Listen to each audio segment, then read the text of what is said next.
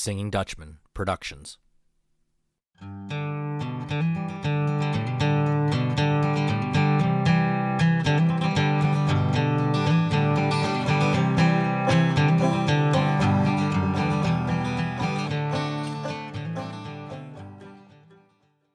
Hello and welcome to Doug's Front Porch, a podcast where I get to sit down with friends, old and new, and have honest conversations. Today I welcome Len Rutecki to the front porch, a friend, a colleague, and someone that I've known for a while, but I want to get to know a lot better through this conversation. Welcome to the front porch, Len.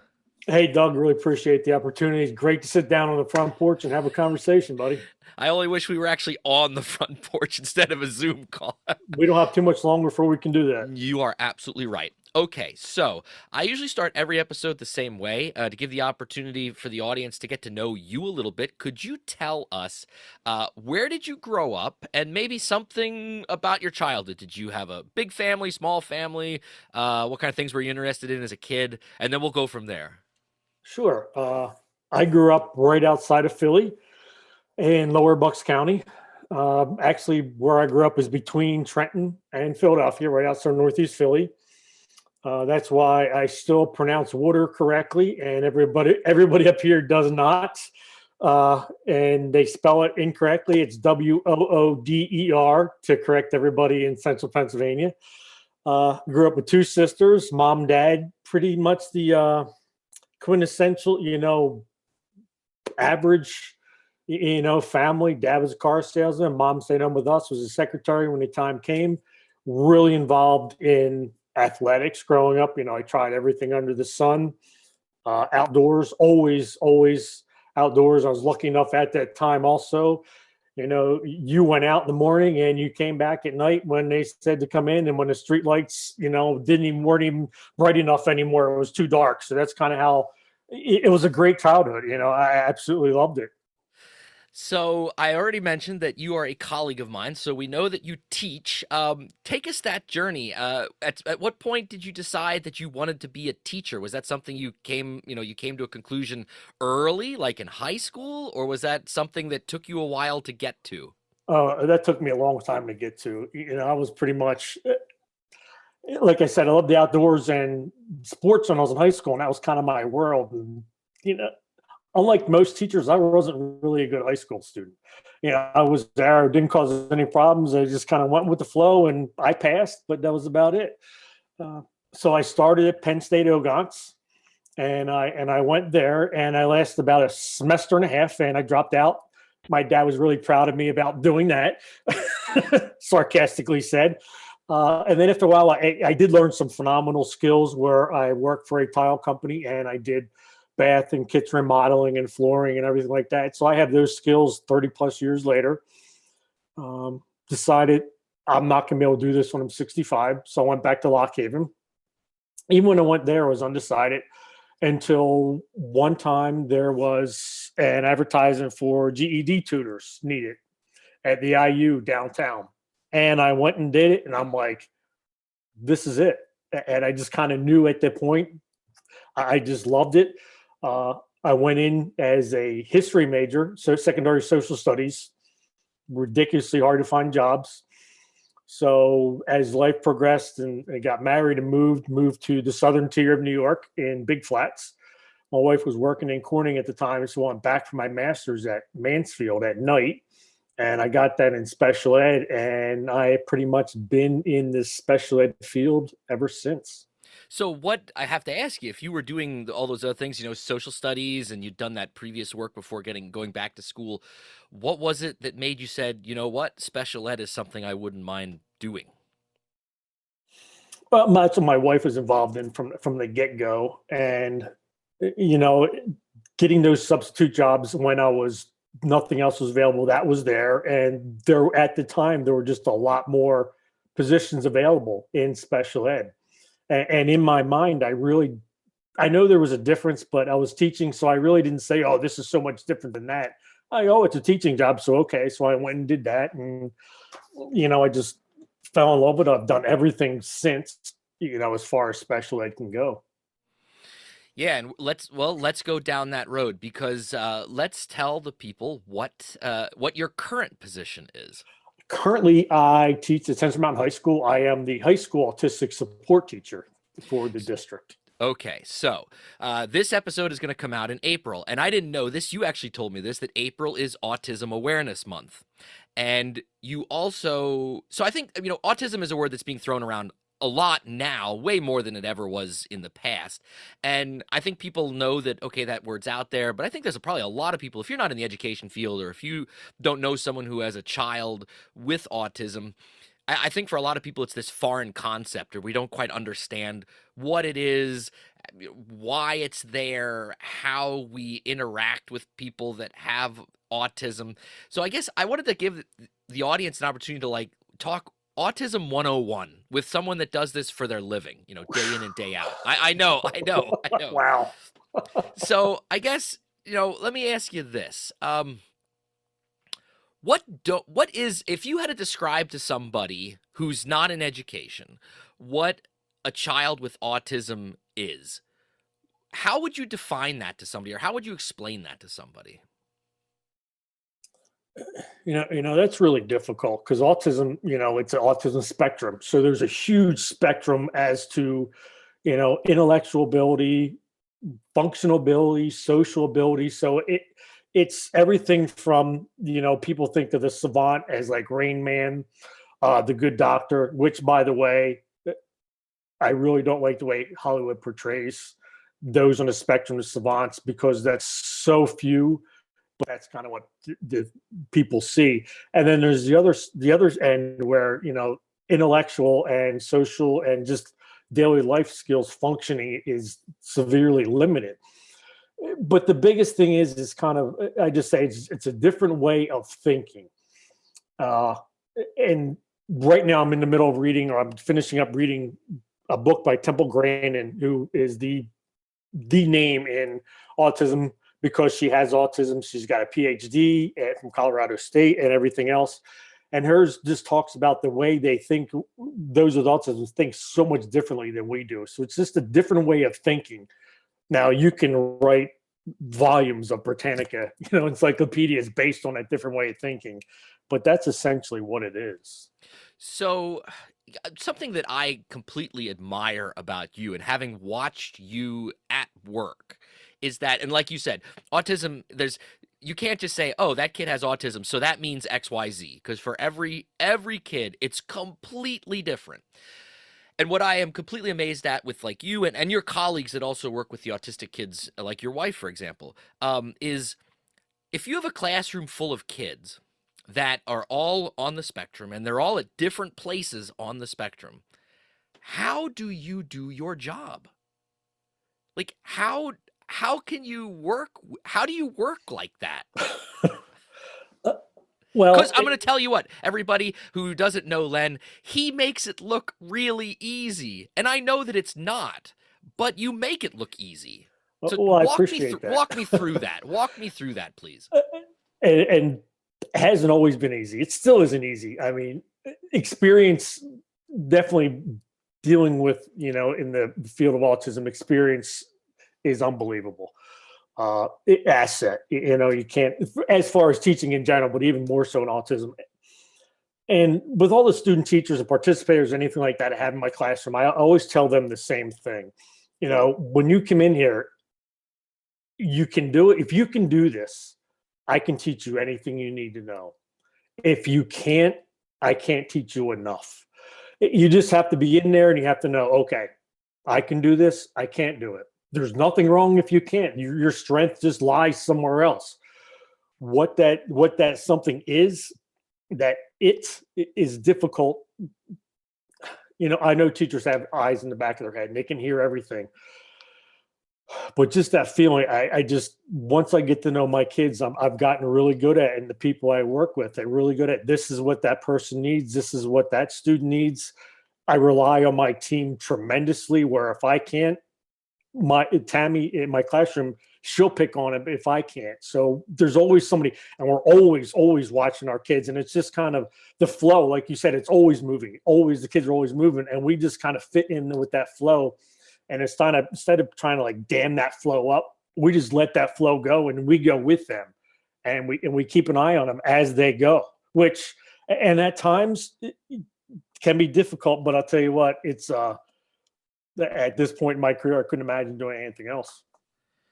How do you deal with the kids that, you know, some of your students are predictable, because some people that have autism, they have their tics, you know exactly what to expect. If this happens, we know that the reaction is going to be X. But then you also have kids that come through on the spectrum that are unpredictable, and sometimes that unpredictability can be uh, dangerous to themselves and to other people around them. It can be um, so many different things. How do you work in that scenario? How do you work with those kids and not lose your mind? Uh, that's really good. The biggest thing I always look at is with the students, and I tell everybody they all have reasons. There are reasons for their behavior. Okay, and my job is to figure out what those reasons might be, and that's the difficult. It's another never ending, you know, checks and rechecks. Okay, this isn't it. Maybe it's this. Maybe it's this. But through experience, I'm able to go through those checks much quicker than I used to figure out what it is. And I really have to take a look at yourself, because it could be the time. Am I the one causing those reactions? Can it be something I'm doing that's causing those reactions? So I really watch myself a lot more until I figure it out, and then we can kind of grow from there. But once again, the staff you surround yourself with is huge, and it also helps. My room is an open door for anybody at any time wants to come in. So the amount of staff that comes in and they'll pick up things that maybe I didn't, and they'll just say, "Hey, you know, there's this going on and this going on," and they'll see things, and that communication is like, "Oh, okay, now I can kind of figure it out." And once again, the communication with the family. So the communication is huge, and just that, you know, when you walk into a room, you get that feeling, you know, like, uh-oh, something's going on. You can't tell me why you think that way. I don't know what that is, but you know, when there's an argument between two people, you get that feeling. I just have that feeling with my students because I've known, because I do have them. I had them for a long time. You know, some of them I have 5, 6 years, and then it's just intuitive. Does your brain ever get a chance to shut down at work, or are you on like hyper alert your whole workday? I'm on hyper alert 24/7. Honestly, even when I'm not at school, I'm doing things with reading about it, studying it. Uh, Whenever I see anything, and even it's so much more prevalent in the world, you know, I'm always grasping it and going towards those things. And also, this might be a segue until later. You know, I have my own nonprofit, Len Rutecki for Autism Awareness, which keeps me even not necessarily tunnel vision, but always looking at those things and always studying and always trying to learn more. Yeah, we're going to come back to the Lenny Lifts thing for sure, but I had a couple other questions I wanted to ask you while we're talking about this topic. Um, I think we do a really great job for these kids from 8 till 3:40. You know, when they're with us, when they're with you. My concern is someone from who sees the inside, but then looks, okay, now you're 3:40, kids get on a bus and they leave. What are we as a society doing? And this you could your criticism can either be that we're not doing anything, or we're not doing it well, or we are.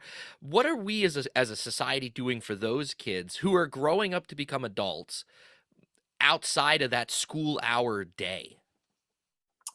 Uh, That's unfortunately, it's not enough. Uh, and like people will talk about, oh, your job, my job's tough, your job's tough. And I'm thinking, my job's easy. You know, those parents that may have a child with some of those behavioral issues, when at 3:40, I go home, that child's at home the rest of the evening.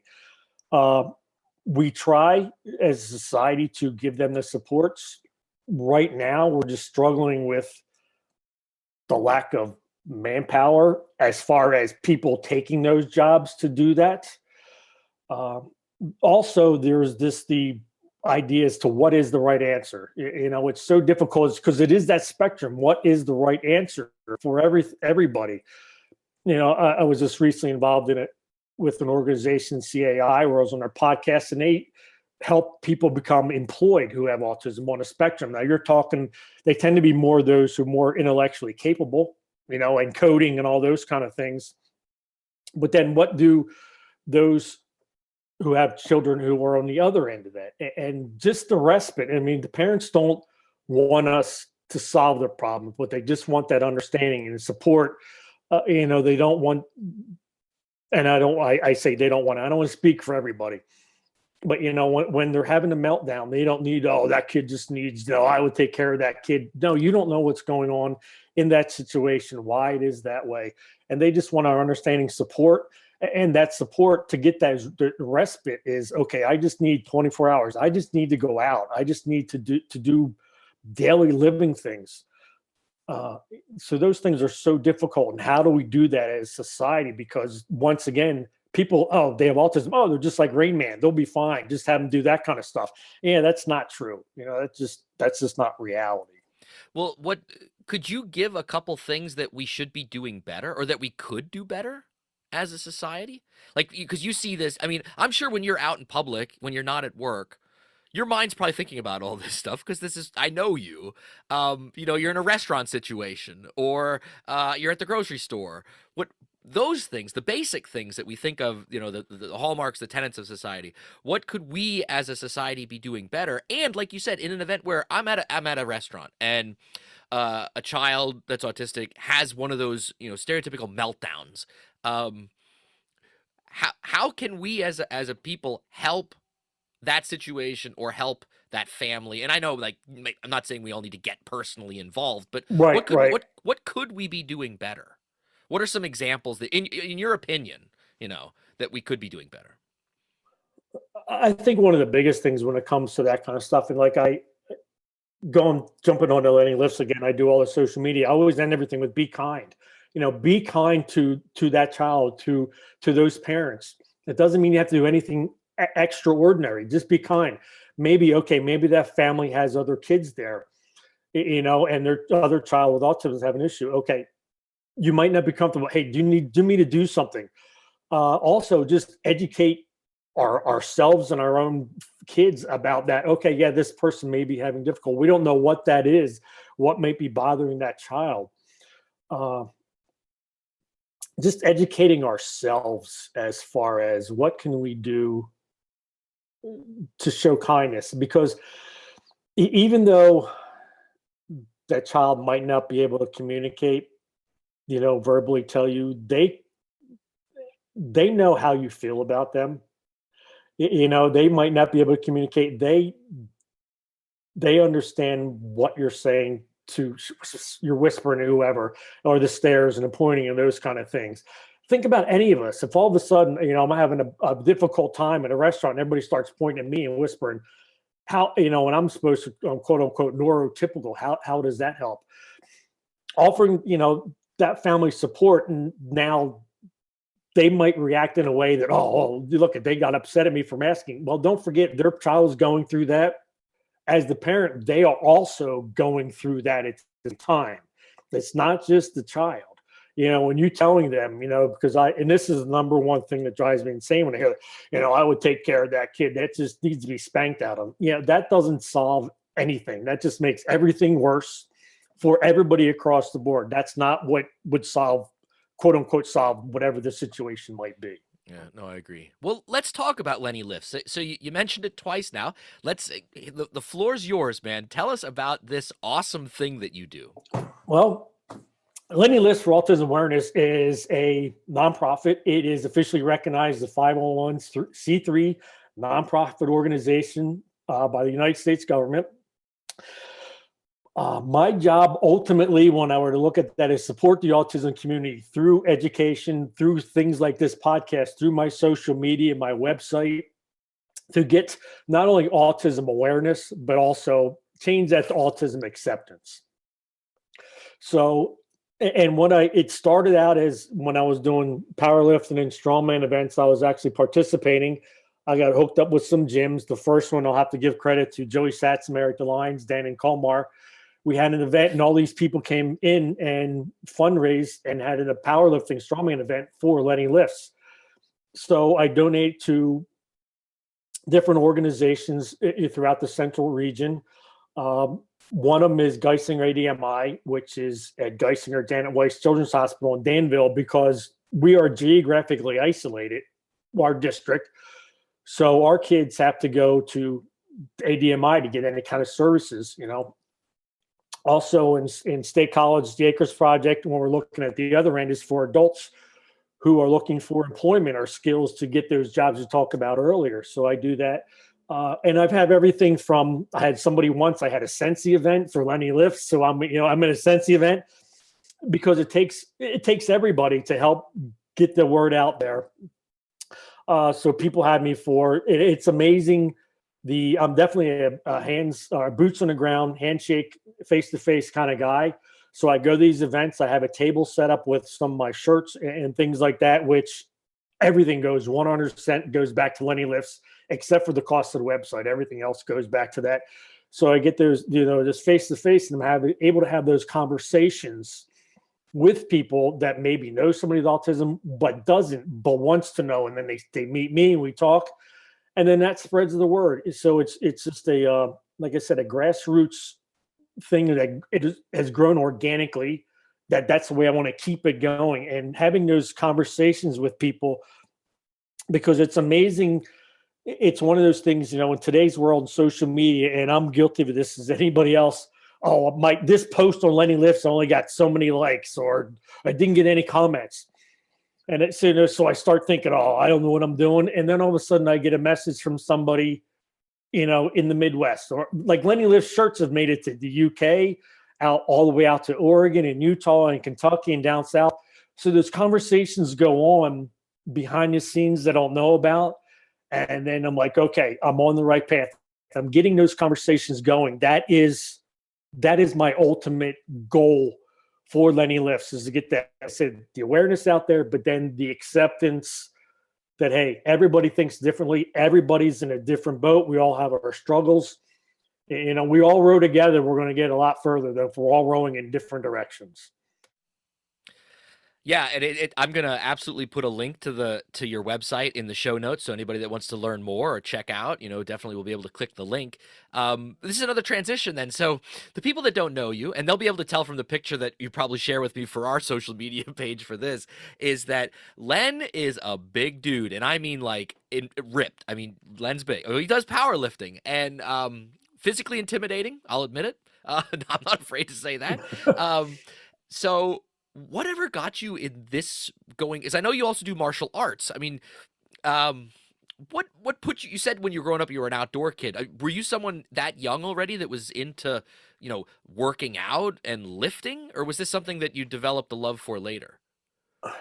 Growing up, I did the soccer, the baseball, the track, the basketball, and where I was, and I've always been involved in that and being outside. Then the typical high school boy, oh, I gotta get muscles, I gotta work out. And that's kind of had that ego kind of thing. And that just kind of carried through college. And then after that, and then I met two of my best friends, Terry and Shannon, and they're monstrous. They make me look like I'm definitely the little guy. And we just kind of went from there, and I got into the powerlifting strongman. And then I kind of combined, as I've gotten older, I've kind of gotten away with that just because my body's saying, hey, you need to change a little bit. So I've gotten in the outdoors doing all those same things, but outdoors with another one of my best friends, Skip, and we do all that kind of stuff. And it's just now that the healthier I keep myself, the better I'm at life, with my family, with school, and with now we do martial arts, I do jiu-jitsu, and that has helped me in ways I never comprehended and even thought were possible, as far as helping my students. And it sounds kind of strange, and why? It's because my own body awareness, my own awareness of not only what I'm doing with everybody else has even increased more with jujitsu, even though I say I'm, experiencing intuitiveness with the kids in my class, all of that has just exploded with adding the martial arts in there. And, that's why everything revolves around just health with me. That's I meditate and all those things, because if you let that, sometimes the students, they get to you, and I don't say they get to you, but okay, I get upset because, okay, I'm doing something wrong. I'm not making it work. What do I need to do to change myself to help them? Okay, because they're reaching out to me for help. That's why we may have some of those behaviors. So I try to take care of those kind of things, but I got to take care of myself to be able to do that. Yeah, okay. You make that sound. I agree with you 100% philosophically, but people, I need to let you know. Of course, I'm friends with Len on social media, and when he talks about being outside with his friend Skip doing stuff, let me just give a taste of one of the things he's doing. It's the middle of December, and he is topless in a creek, a mountain-fed creek, or he is out in the woods lifting giant rocks just for fun. Well, for me, it looks, I guess he's doing this for fun, or Definitely for fun. lifting giant tree trunks. These are the things that he's doing. And okay, Len, you're over 50 years old. I mean, the average 50-something-year-old person is not out there on a 30-degree day in a mountain stream dunking your head underwater or picking up rocks. So when you do those things, I have to ask you, because I am not into that stuff. I'm an outdoor person, but I'm not going to jump in a creek in the middle of December. Um, you said how that helps you become more aware of things. How? How? As I become more in tune with my own body, with my own, because a lot of those, that getting in the creek, a lot of this actually kind of comes back with the Wim Hof method, which is another topic. But with that cold, it forces me to concentrate on my breath. It forces me to almost become meditative too, because yeah, I get in there, it's cold. I mean, 32-degree weather, warm, 32-degree water is cold. It doesn't matter if we get used to it. Yeah, you get used to it, but it's cold, and it just brings that. It makes lack of the center. You center yourself, and you just that meditative state and that breathing. So if I can learn to breathe in a state where it's 32 degrees water, but it's 10 degrees to air temperature, you have to be aware of everything. You just can't do that without being prepared for those kind of things. And to be honest with you, it is really enjoyable. I love that. You must, because you do it so much. I know. Yeah, it's an addiction, I think. Well, I was going to ask you this kind of as like a wrap up on all of this stuff. And I think people can understand just from listening to our conversation so far. You are a very, very driven person. Where do you think that comes from?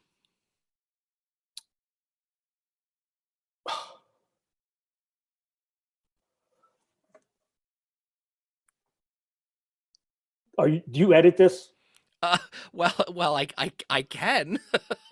I mean, it's not bad. I mean, it's just, and here's something that, I'm kind of reluctant to talk about it, but then when I do, it is who I am. Okay, Okay. no, all right. and it's driven like that way because, and this has just been a couple of days ago, was the 26th anniversary of our first child passing. And ever since then, life is beautiful, and it's the worst thing that could have ever happened in my life has made me realize, I'm going to do everything because now I have two beautiful daughters, RNs. I need to be around for them, for my wife, to be driven, to make a difference, to make a difference in this spot where I am at my house. Like, people come to my house and I've got so many plants and mulch. I mean, people are like, how can you I'll spread over 60 yards of mulch a season. Like, that's crazy. Yeah, but I want this spot when I'm gone, this little spot where I'm at, I want it to be better than when I got here.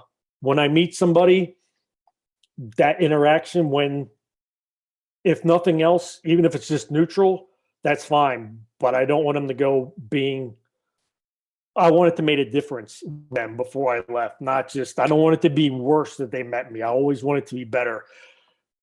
And, and once again, I go back to my parents. It wasn't, we had a great family.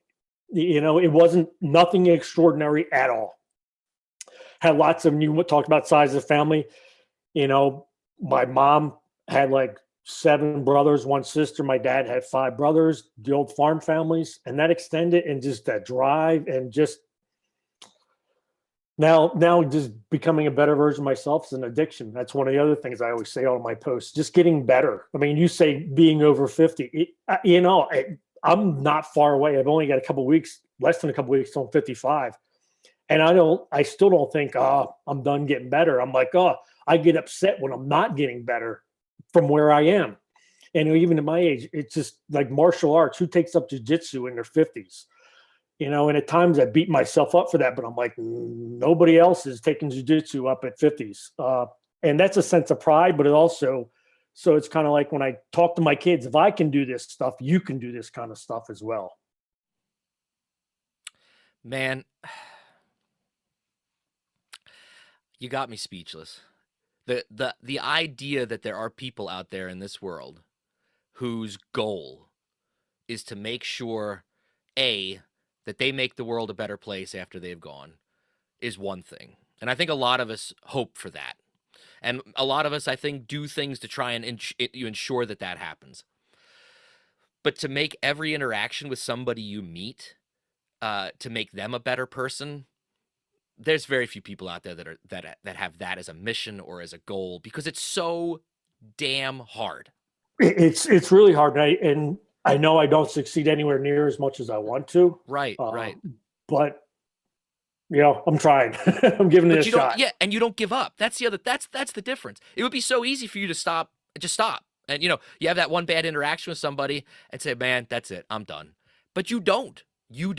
I've seen that from you year after year that I've known you. And I said how impressed I was with watching you in the classroom, but it's all those things too. I mean, I have been nothing but impressed by you, Len, over the years. Now, I wanted to say that. I've never said that to your face, so I'm saying it to you in front of this audience, that whoever's listening. But I mean, you are, I wish, and I hope, and I know that there have been people that you have, their lives that you've touched, whether it's students or colleagues or your daughters or your wife or people that maybe you didn't even recognize that you touched, that you did make them a better person. And what more can one ask for in life? My goodness. Yeah, that's what I'm hoping for, man.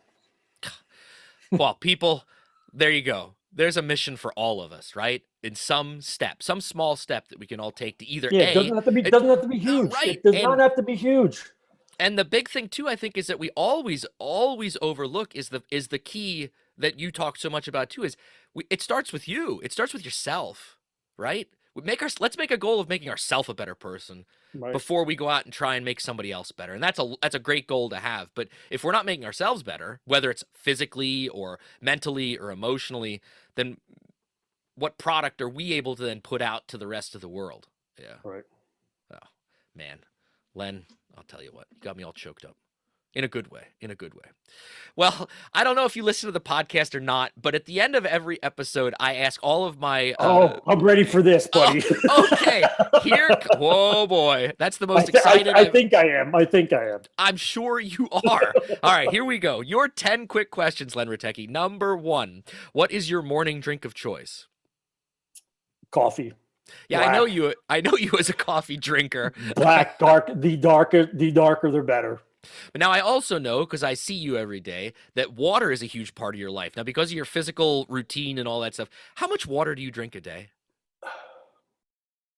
Well, I carry a gallon. I bring a gallon jug into school with me every day. It's always the goal before I leave. Now, that's just in school. So probably a gallon and a half a day. A lot of that, once again, being an old man in jiu-jitsu, boy, do I need a lot of water. Okay. All right. Okay, number 2. Who is a go-to musical artist or group for you? And I've been thinking about this one a lot as well, because I knew this was coming. This is really tough for me because I listen to everything. And how I kind of debated this, okay, I know he's going to ask this. And if he said you can only pick one person you can only listen to for the rest of your life, who would it be? And I got it down to 2, and I can't. And this might sound a little different, but it has to be Godsmack and Slipknot.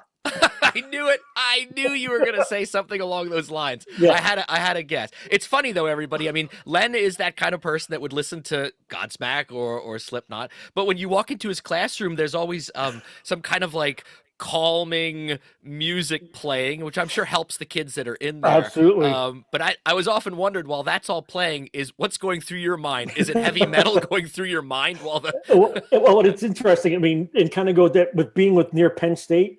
I mean, I've gone to go see Slipknot, and then I also got to go see Yo Yo Ma. Yeah, right. So and that's like another point of me that I'm really proud of myself. I'll listen to all of that. I love Vivaldi, Tchaikovsky, Rachmaninoff. I love all them, but then also put on some Slipknot and let me bang my hair. I'm good to go. And if you don't know me, I have no hair. That's why that's funny. That's great. Oh man. All right. Okay, number 3. What movie can you watch over and over again and it never gets old? Well, this is going to be one of those because those who know me know this, and this is going to kind of destroy my tough man persona. Okay. But I could watch the original Grease all the time. All the time. That came out of left field, man. I never would have imagined that. And let me help my recruit myself. Band of Brothers as well. That's another one. But definitely, yeah, Grease is on. I got it on. And everybody's like, oh, not again. I'm like, I can't help it. It's Sandy. I mean, it's Sandy. All right, I do have a quick side question for you because you kind of talked about this a little bit earlier in our conversation. You said that you're not happy with how Hollywood tends to portray autism. Is there a movie or a TV show out there that you know of that you think portrays it correctly or well? Well, I can't remember the streaming service, but there's the movie out there, Temple. It's about Temple Grandin, and it's about her life, and it portrays her, I think, really well. Um, Another one, though, this is just personally, I think it might. Once again, I can't remember. It's just called Atypical. It's about a teenage boy that's on the spectrum and with his family, and I think his is rather realistic because just going with this, everybody thinks about the savants, and they might see like Rayman, but they also don't realize there's people that are savants. Usually, now once again, there's no such thing as always. Usually, can't even, they have a difficult time with basic daily functional skills. So, but that at the moment, those would be my two that I would say. Okay, that's good. I'll have to check them out because I wasn't familiar with either of those. So, okay. All right, number 4. What's the last thing that you read? That once again, that's a difficult question because I drive my wife crazy because I will have 6 to 10 books going at the same time. How do you do that? Oh man, I've okay. always done it. So once again, I'm in the middle of 2 books right now, both on neuroscience. One is by Temple Grandin's newest, Visual Thinking. Another one is Behave by Robert Sapolsky, which deals with neuroscience and how it affects our behavior. But then always in the background, even if in between those, I always have several philosophy books going at the same time. Okay. All right. Number 5. What is your favorite pizza topping? Extra cheese. Extra cheese. Okay. All right. Laying on the beach or going for a hike? Oh, going for a hike. Yeah. Shirtless, carrying rocks, right? Absolutely. The colder, the better. The colder, the better. You have invited me over for dinner. What are you making?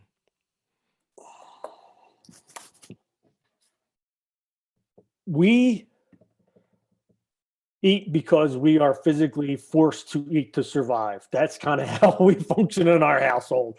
So if you come here, it's not going to be anything fancy. Probably a good surf and turf, steak, shrimp, potatoes, green beans, those kind of things. That works for me, brother. Yeah, that works for me. Yep, nothing fancy. Okay. Number 8. What is a dream vacation destination?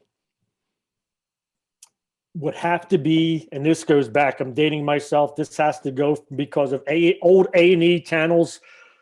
Castles of Europe is just going through Europe and touring all the castles of Europe. I love, once again, I'm going back to my history. I just love that era. That'd be awesome. Yeah, yeah, Yeah. yeah, yeah. What's something you're afraid of?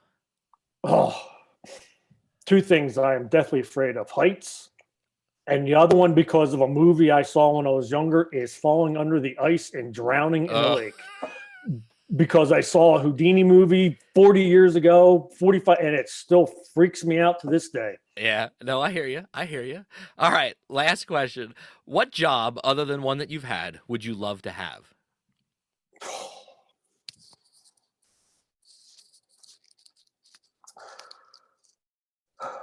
Ultimately, I would love to work for the best football team in the world, which we both know is Manchester City. So if I could do something for them, all would be golden. But then again, I don't know if I could live over there in all the rain all the time. But working for Manchester City would be it, buddy. All right. I wanted to ask this question earlier. This is gonna close out the interview. In a previous episode, I interviewed a friend of mine who does a lot of research with the Amish, and I asked him in that conversation, after years of studying the Amish and spending time with them, what had he learned from them? And it was an interesting answer. But I want to throw it to you now. All these years of working with autistic kids, what is something that they have taught you? The power of kindness. They are so kind to me, to each other. And unfortunately, that's one of those things that, people on the spectrum don't like to be touched. Yeah, not with the kids I know. Oh, they're not empathetic. What are you talking about? That I know people say that, but the power of their kindness and their enthusiasm for every success that they have. Like we need big things before we're excited. Every little thing when they accomplish something is huge, and that is so contagious. And when you're in that, and they're kind to somebody else in the classroom, they might not even interact with each other, but then somebody does something positive, they let them know they're doing the right thing. And that kind of goes back to all my thing: be kind, man, be kind. There's no better way to end this episode. That's the order for everybody. Be kind. Yes, It's sir. so easy. So easy to do. Absolutely.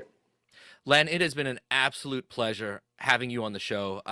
You gave me a lot of things to think about myself, and I'm sure that the other people listening to the show as well. Thank you from the bottom of my heart for the work that you do, because not everybody could do it, and you do it so damn well. So I really appreciate that. And on the opportunity to come here to talk about, I don't know why anybody would have listened about Len Rutecki, but you gave me that opportunity, and Lenny Lifts. But thanks for your time, and to make the world a better place, man. Yep. Everybody, you can check out Lenny Lifts. The website will be linked in the show notes. And again, Len, thanks so much for coming up the front porch, and I can't wait to talk to you again in the future. Thank you, sir. You have a good one. You too, brother. Okay, take care. Thank you for listening to Doug's Front Porch, a conversational podcast with your host, Doug Maidenford.